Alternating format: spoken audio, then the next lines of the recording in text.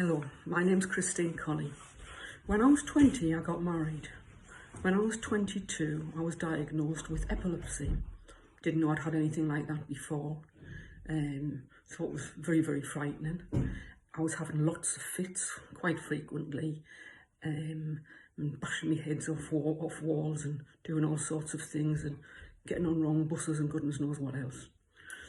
Then when I was older, when I was 29, I had a daughter, Kelly. And then when Kelly was 5, me and her dad broke up. In 1996, I got married again to Dave. But the epilepsy became worse. I was they were becoming a little bit more frequent, but I was becoming aggressive and incontinent and all of the sorts of things. So at that time, in 1998, there was a new thing came out, a brain operation, and I was told that I was able to have this brain operation. Great. So I said, right, now I'm trusting Dave. I know Dave will look after Kelly. Everything's okay. So I went in for the brain operation, and when I came round from the brain operation, I couldn't speak very well. I wasn't slurring, but I was forgetting words. Rather than, and I still do it a little bit now, as you can tell, I was forgetting words, but I thought, oh, I'll get over this.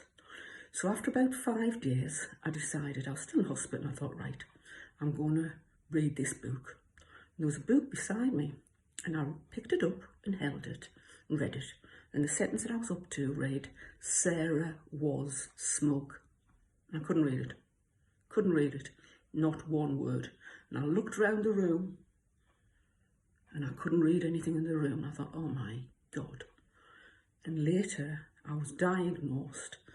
They came and told me that I'd had a stroke brought on by the operation.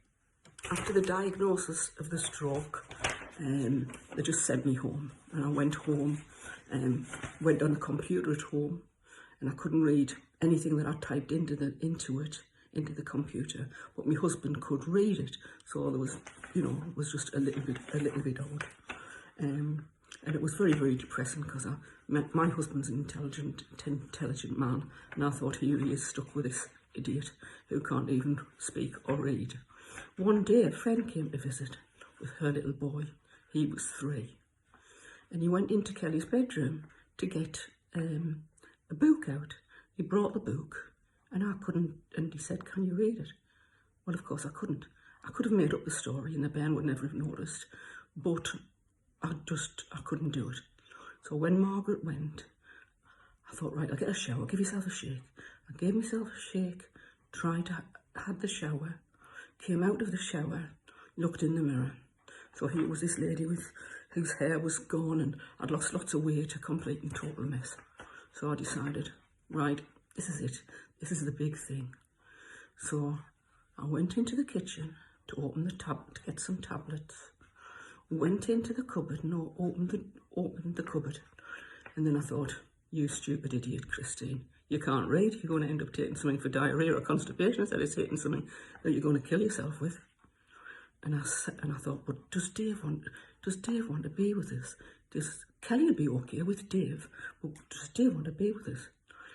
And I just sat down, and Dave came in from work and just sat beside us for a second and touched my knee.